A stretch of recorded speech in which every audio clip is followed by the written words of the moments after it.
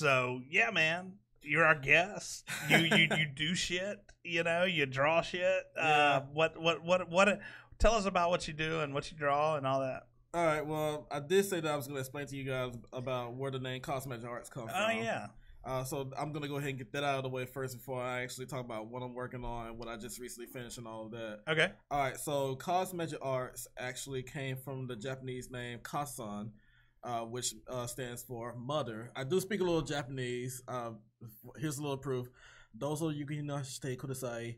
Hotel wa doko ni arimasu ka? So it's like I said, please repeat what you just said slowly, or can you please tell me where I can find a hotel? So I've been learning Japanese since I started learning Shotokan karate, which was like over 10 years ago, like almost nearly 2 decades ago.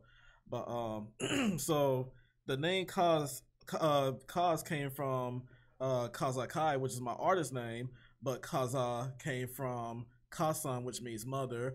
Kai came from, of course, King Kai from Dragon Ball Z. And the reason why I went with the name Kaza was because I lost my mother to breast cancer when I was 13. So, you know, that's always been a big deal on me. Cosmetic Arts is a big supporter of the breast cancer awareness. I just want to let people know that because it is a big deal to me so deeply. But anyway, so that's where Cosmetic Arts came from. The slogan for it is imagine the possibilities and embrace them. So it's like I try to encourage people that watch my live streams on Facebook, Art and Chat Live, but I'm going to try to change the name of that very soon. I want to try to change it to something that's going to be more groundbreaking. I try to encourage people to, you know, never give up on your dreams, because there was people that told me like, hey, you might want to have something to have as a backup in case if your art career does not work out. So I pretty much just kind of like, you know, said, forget that. I want to continue with my artwork. Yes, I do work at a day job, but I have come such a long way with my artwork that I have done things that have evolved to where it's like I want to change the name Cosmetic Arts to Cause Effect Studios. And it's like, you know, my mother figure said like, hey, you know, why don't we wait until we get into the new home before you do that? And I feel like I've come a long way right now to where it's like, yeah, I want to change the name, but maybe not right now, but sometime in the future, and just send out the word to everybody, hey, this is the new name for Cosmetic Arts now. So something that I recently finished doing is I actually just got my foot in the door of the comic book industry. So yeah, I know it's a big deal to me. So it's like, yeah. There's my client who's working on this series called Sidereal Apology, and you're not gonna be able to really find it, but you can find it on my Instagram. I got like maybe a small little sample on there, but she basically was just telling me about this series, and she was going to try to hire me back on in December or November last year. She just didn't have the money for it. So when June came this year, she actually hired me on to do 8 pages, and it took me 2 months to get done with those 8 pages because, for one, you do have to attend your day job, but you also have responsibility at home.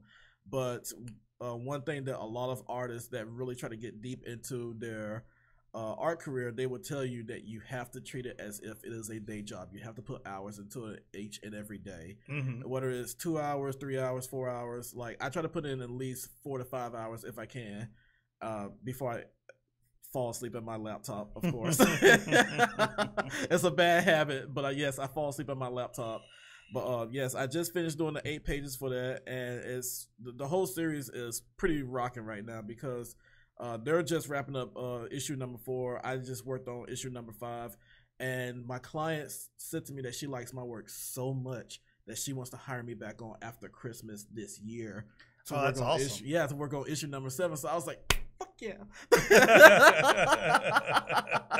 So I mean, you know, I'm super excited now. I was like, yes, this is what I wanted. But yeah, as you see right there, the ones that are in black and white, those are the samples from the pages that I had done, and my favorite one so far would happen to be the one that's right next to where he's got that those anime eyes going, and where it's like he's got that evil look and he's got that drool out of his mouth. Yeah, I like that one. Yeah, man. That's all, man.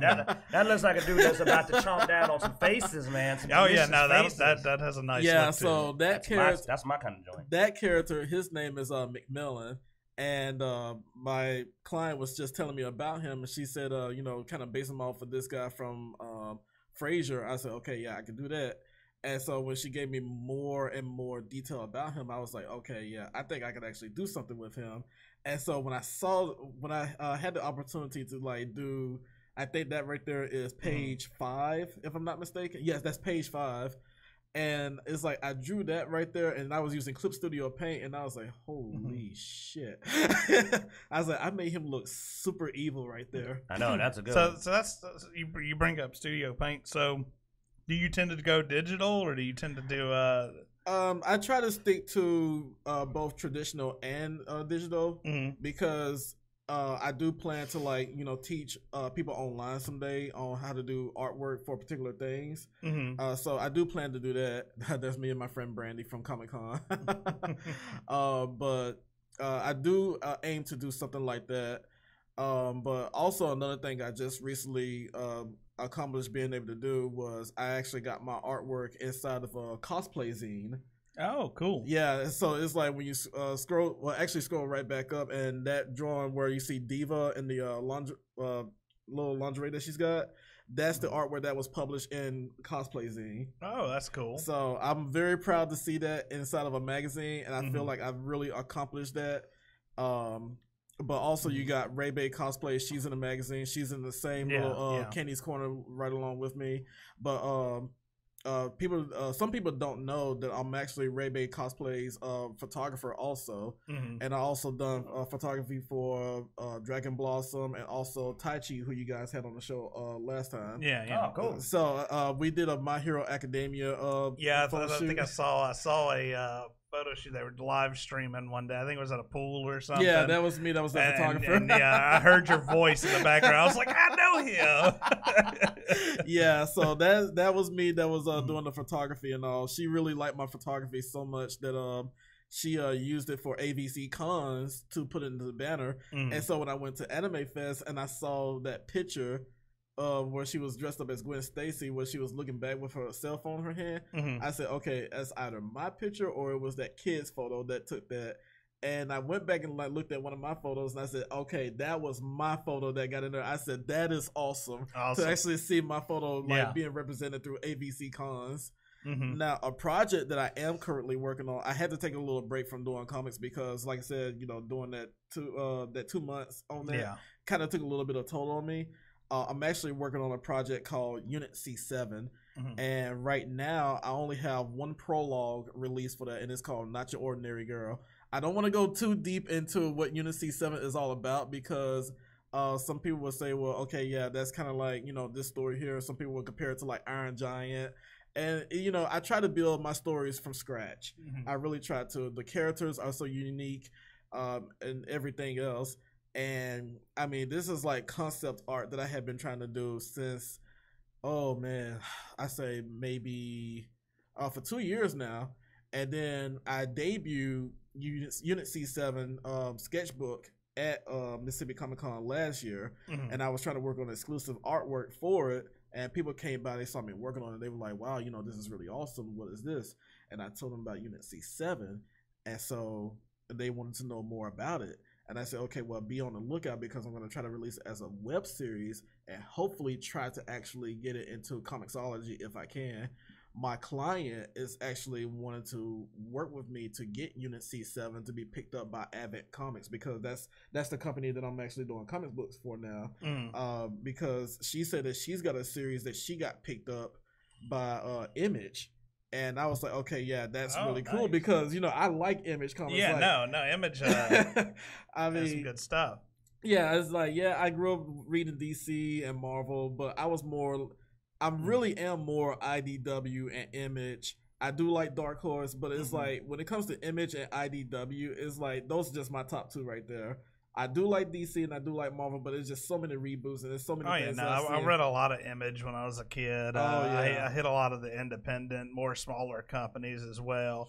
Marvel, obviously. Right. DC, not as much. I wasn't a big DC fan when I was a kid, but Image, yeah, man. I've got several Image comics still stashed around this place. One of my managers recently let me have some of his comics that came from like Image and IDW, but also from like Marvel and DC, because he found out that I'm a comic book fan as much as he is. But there was like this one comic that I showed him that I had as a kid, and when I went to Vans, I got super excited because I was like, oh my god, this is the same issue that I had when I was a kid. It was Neil Gaiman's The Pneumatic Man. And I just laid it on my manager's desk at my day job, and he looked at it. He was like, he came to me, he said, what is this? And so I explained to him. He said, man, you might want to put that in like a bag, because he said that's nostalgia for you. I said, I know, because that was something that my mom picked up from the grocery store. Yeah. No, I have a lot of comics laying around, and a lot of the Image and stuff go out there and do some weird stuff. And, they're good. Yeah, they're good. They're also good shock value comics, for people.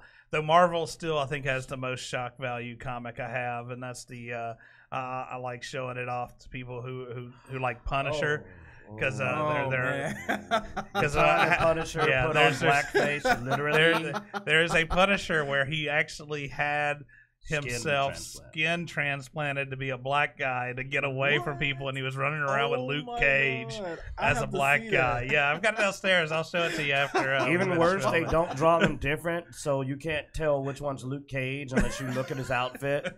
So they do it that bad. Yeah. But IDW does a lot of those comics that I used to follow too. Some of the offshoots I told you, know. So yeah, I like what they do, because they'll pick up a couple of series you don't see a lot and let some artists do some things with it. Yeah. Now you have the Instagram. I know you say you do some live streams and stuff on your Facebook. Right. Yeah, like right there where it says Art and Chat Live, Facebook live stream with Cox Major Art, Saturdays at 4 p.m. Okay. Yesterday I didn't get a chance to do it because I had somebody that was coming over for a sketch jam a little bit late in the day. Yeah. But also my mother figure, she's sick. She's now in the hospital, possibly pneumonia or whatever. And my friend Brandy, she's also in the hospital. So I saw that on Facebook. Yeah, it's kind of like a rough weekend for me. Yeah. So it's like, I need to just kind of. That's actually why I messaged you to make sure you were still coming today. When I saw that, I was like, I know it was like such bad timing. I know. But no, I wanted to make sure that we were green light. Brandy wanted to make sure that I was getting there, and my mother figure my mother figure is very supportive. If anything, I understand that like with my family. None of them really thought that I was going to actually like amount to anything, but my mother figure, she really supports me like the whole way through. She wants to help me get to Pensacon. She wants to help me get to like, Dragon Con and things like that. I mean, my main goal is to get all the way to New York Comic Con, but it's a possibility that someday I may actually end up at San Diego Comic Con. And I, just a quick shout out to everybody. Like, I really appreciate everybody's like time that they actually take to really take a look at my artwork and give me all the support. And, in the return, I try to give you guys like encouragement, and I try to give you guys things that, I feel like that you could use to like, get yourself started. And like with Anime Fest, some people were expecting me to be at Anime Fest, and I decided not to do Anime Fest this year because I wanted somebody else to get a chance to get started. That was my whole purpose to not do it last year. But then you had Gear Matter Comics who was like, man, go ahead and get you that table. I said, dude, I'm not going to get a table. I said, okay, forget it. I'm going to go ahead and get a table so that way everybody can know that I'm going to be at Anime Fest. Yeah. And this year, I had no idea how much of an impact I actually made on a lot of people. Brandy and I went to Anime Fest this year as just attendees, because I wanted Brandy to have fun. And we also went to CoastCon. She met Charlotte Kenyon, which is her favorite author. That was like an early birthday present for her. But we went to Anime Fest, and it took me 3 hours to make one loop around the entire train. Oh wow. Yeah, like I said, I had no idea how much impact I made on people. So well, no, I mean, we what I think we first met you, was it Southern Geek Fest? Yeah, I was thinking it was Southern Geek Fest, or if it was Anime Fest, it was one it was Southern Geek Fest down in Hattiesburg. I think was where we first met you. I think of every time we've seen you at the con, we've always stopped by your I mean, you and Brandy have always been fun to talk to. Very outgoing people, which that's a big thing. I think when you see like a lot of the artists that we run across, if they don't have that outgoing personality, right. you might just walk by their table too. So right. I mean, you also have that personality that I think brings people to you as well. Too often I see artists that aren't utilizing social media. You do a good utilization of social media, getting yourself out there. So right. I mean, I expect to see a lot from you, man. I mean, it's what I've seen so far has been really cool, and thank you. You're an awesome guy. So you've inspired me. I appreciate it. You say I should give him my dreams. So I'm definitely going to become immortal and outlive everyone. There you go. My goal is to outlive all people.